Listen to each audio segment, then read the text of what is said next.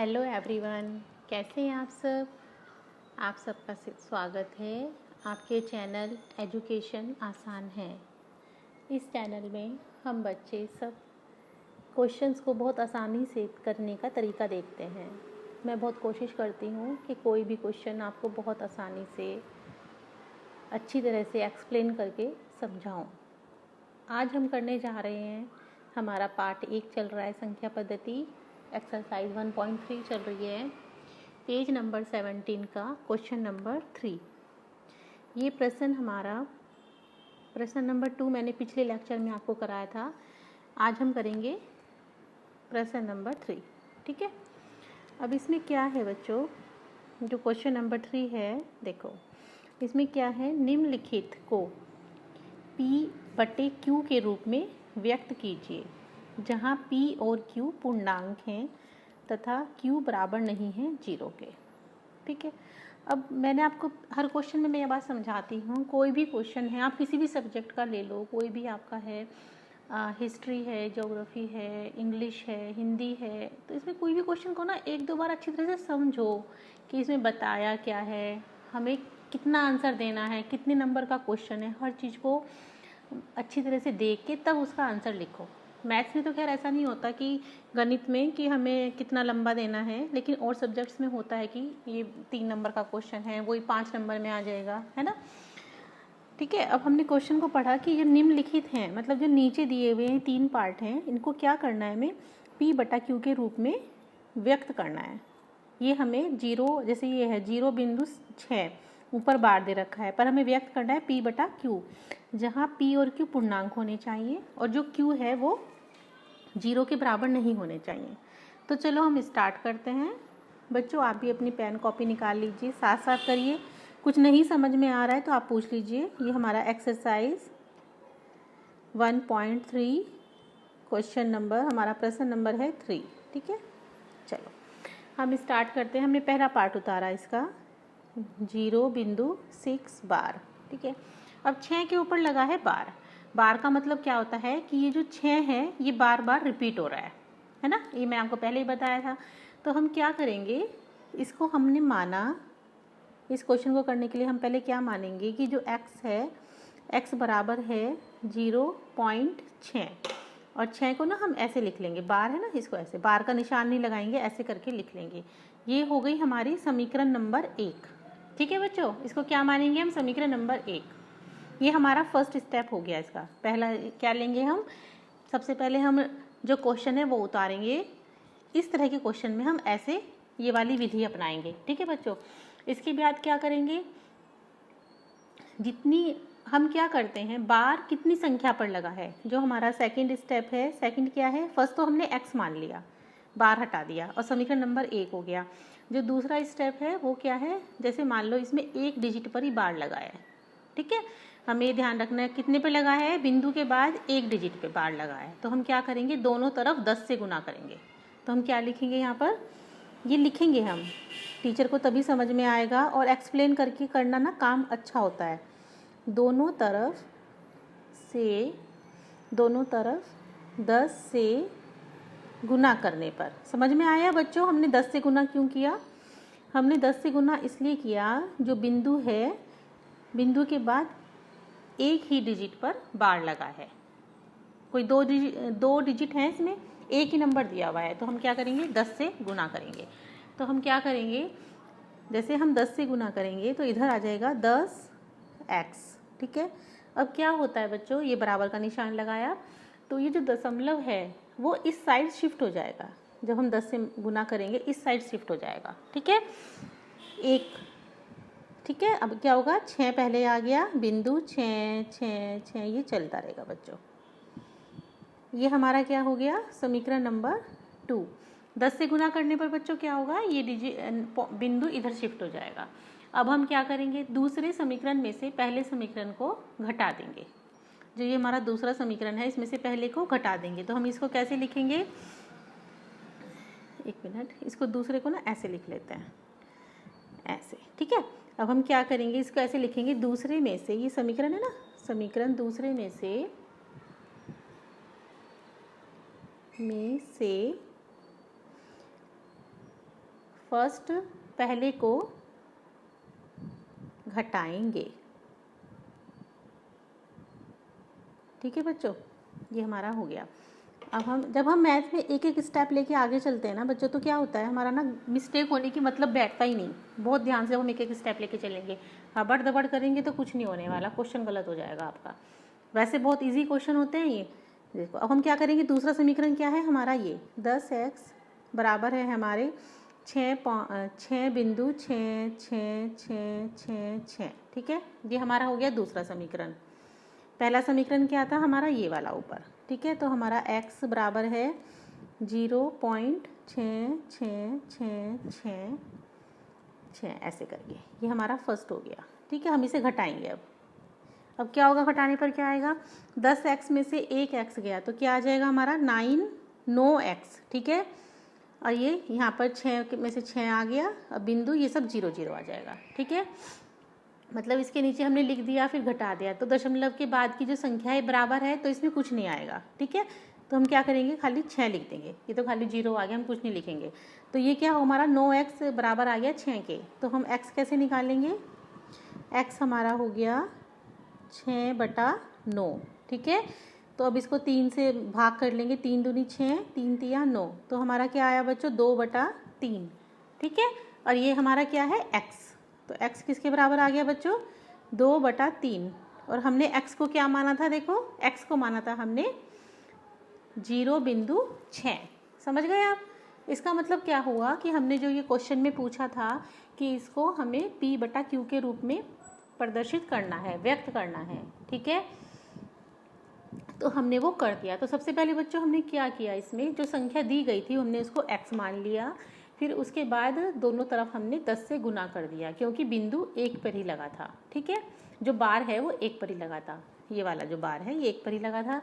उसके बाद हमने क्या करा बच्चों, देखो ये उसको x माना और बार 1 पर लगा था, तो हमने यहाँ पर 10 से मल्टीप्लाई कर लिया। समझ में आया। फिर हमने दूसरी समीकरण से पहले समीकरण को घटा दिया, और उसको जैसे हमने ये घटा दिया, फिर उसके बाद हमने x का मान निकाल लिया p/q के रूप में।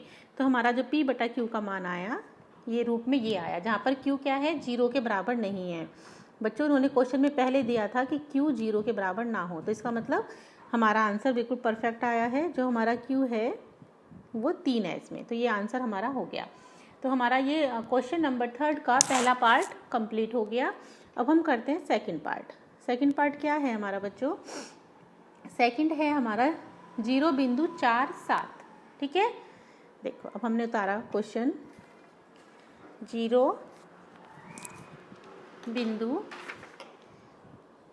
जो हमारी डिजिट है 0.47। इन्होंने जो बार लगा है वो केवल 7 के ऊपर लगा है, तो हम क्या करेंगे 7 को ही बार बार लिखेंगे, 4 के ऊपर नहीं लगा। देखो ध्यान से देखो, जो क्वेश्चन है उसमें क्या लगा है 7 के ऊपर बार लगा है। ठीक है बच्चों, तो हम क्या करेंगे, इसमें हमने माना वही प्रोसेस है हमारा जो विधि हमने पहले करी। सबसे पहले x लेंगे, x को इसको मान लेंगे 0.4, 7 को हम ऐसे लिख लेंगे। ठीक है, और ये हमारी क्या हो गई समीकरण नंबर 1।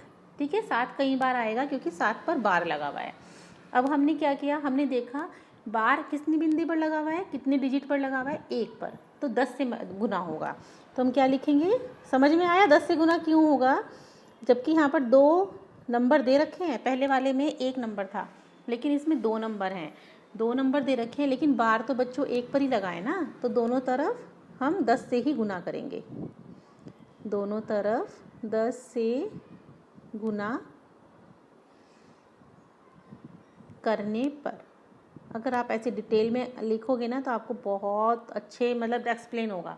अब क्या होगा, 10x बराबर हो जाएगा, यहाँ पर हम जब गुना करेंगे तो ये बिंदु 1 नंबर पीछे चला जाएगा, क्योंकि हम 10 से गुना करेंगे ऐसे। ठीक है, तो ये हमारी हो गई समीकरण नंबर 2।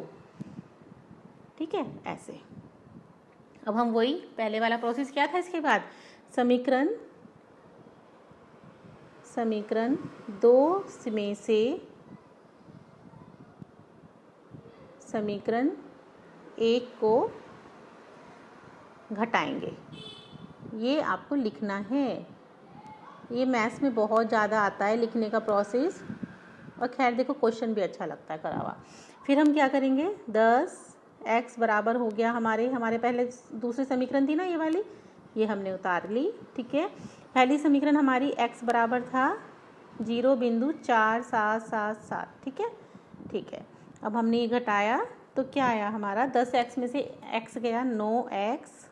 ठीक है, बिंदु 4 एज इट इज आ गया नीचे बिंदु, यहाँ से 7 में से 4 गए 3 और नीचे ये 0 0, इसको हम नहीं लिखेंगे 0 0 को।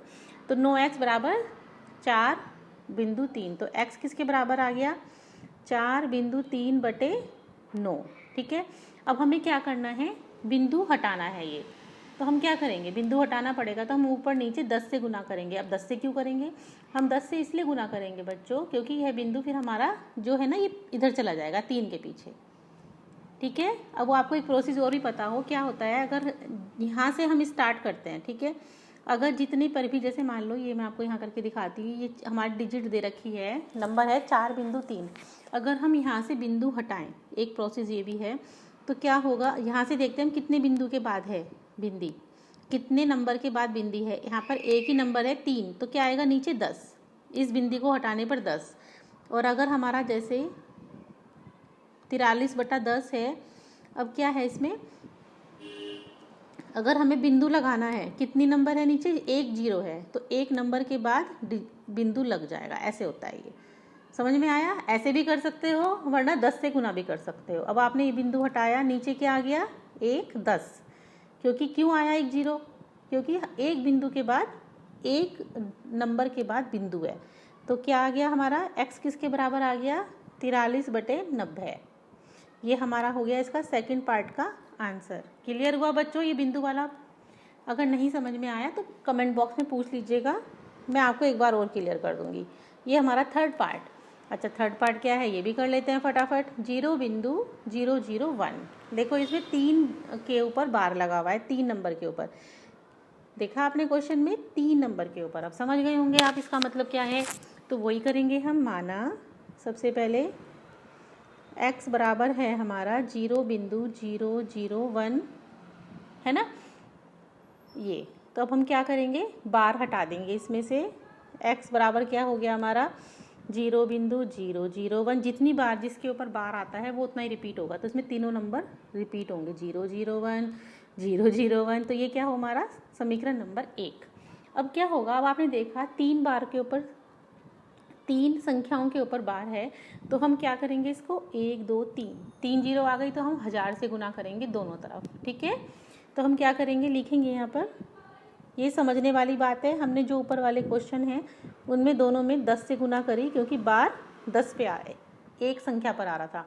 अब इसमें बार 3 संख्या पर आ रहा है, तो हम क्या करेंगे बच्चों 1000 से गुना करेंगे दोनों तरफ, 1000 से गुना करने पर।